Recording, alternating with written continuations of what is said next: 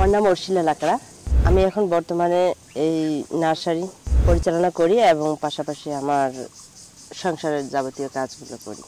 আমার নাম হইল আলফোন্স ফুর্তি। এই নার্সারিতে কিছু সময় দিই, আর বাকি সময় আমি একটু স্কুলে দপ্তরি পোস্টে চাকরি করি। মানে সকালে কমপক্ষে 2 ঘন্টা, রাত্রে সন্ধ্যায় 2 ঘন্টা সময়। এতে সংসারের খরচটা চলে আর কি। আমাদের 1.5 বছর প্লাস হচ্ছে। আমরা এটা মূলত নার্সারি, আমি নার্সারি দেওয়ার বছর খানিক আগে একটা নার্সারিতে দেখতে গেছিলাম, একটা গ্রামে ঘুরতে। তো দেখছিলাম মানে এত সুন্দর চারা দেখে আমার মনে আকৃষ্ট লাগিয়েছিল যে এই চারাটা করলে হয়তো বা যদি কিছু করা যাবে। কারণ চিন্তা করলাম একবারে চারা করছে 2-2.5 লক্ষ চারা করছে, এতে চিন্তা 20 পয়সা কিংবা 10 পয়সা যদি আসে, এতে মান্থলি মনে করেন 10-20 পয়সা আসলেও তো 10-20 হাজার টাকা আসে। এই উদ্দেশ্য করে আমিও পরে উদ্যোক্তা হয়েছি। না, নার্সারির আগে যেটা আমি সংসারের কাজ করতাম প্লাস পড়াশোনা করতাম, যখন পড়াশোনা আমার কমপ্লিট হয়ে গেছে তখন তো দেখতেছি আমি বেকারত্বের একটা মানে কি বলে ডিপ্রেশনে যেটা ভুগছিলাম, একটা কি বলবো ওটা কষ্টের একটা বিষয় ছিল যে আসলে চাকরি পাওয়ার ফ্যামিলির একটা যে পজিশন সাপোর্টও ছিল আমার, যদি এবার চাকরি করে, কিন্তু সেই পজিশনে আমি হয়তো বা যাইতে পারছিলাম না। সেই ঠিক সেই মুহূর্তটুকু সিনজেন্টা কোম্পানি আমাদের কাছে আসে এবং সেই ক্ষেত্রে আমি মানে উদ্যোক্তা হওয়ার একটা আমার ইচ্ছাটা পোষণ করি। পরে আমার হাজব্যান্ড আমাকে সেই সাপোর্টটা দিয়ে আমাকে এই উদ্যোক্তাটা অনেক আগের থেকে বা আগের পজিশন থেকে এখন আমি অনেকটা ভালো আছি যেটা হচ্ছে আমার ফ্যামিলি সাপোর্টের যেটা একটা আর্থিক আয় ব্যয়ের যেটা সাপোর্ট আমরা পাচ্ছি এই নার্সারি থেকে, সেটা। আর আমার একটা মনের যেটা একটা চাকরির একটা না পাওয়ার একটা ডিপ্রেশনটা ছিল, সেটা একবার নাই বললেই চলে।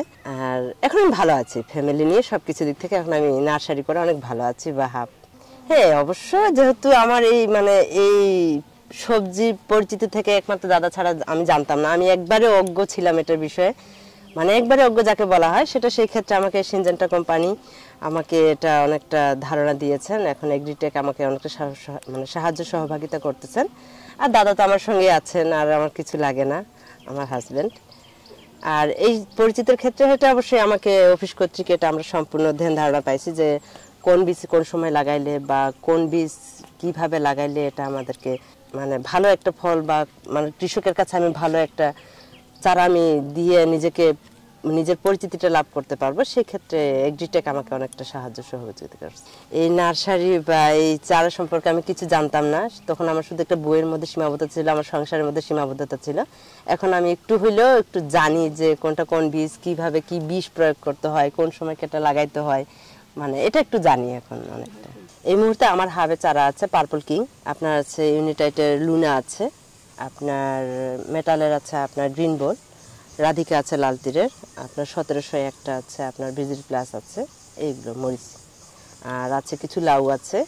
এই হাব নিয়ে ভবিষ্যৎ পরিকল্পনা আমার পরিবারকে সচ্ছলতা ফিরিয়ে নিয়ে আসা এবং আমার ছেলে মেয়েকে ভালো পজিশনে একটা মানে ভালো পড়াশোনা করে ভালো পজিশন দেখানো এবং আমরা যেন ভালো থাকতে পারি, সমাজে যাতে আমার একটা পরিচিতি থাকে, আমার 10 জনের কাছে যাতে আমার পরিচিতিটা থাকে যে আমি এক হাবনার নার্সারি।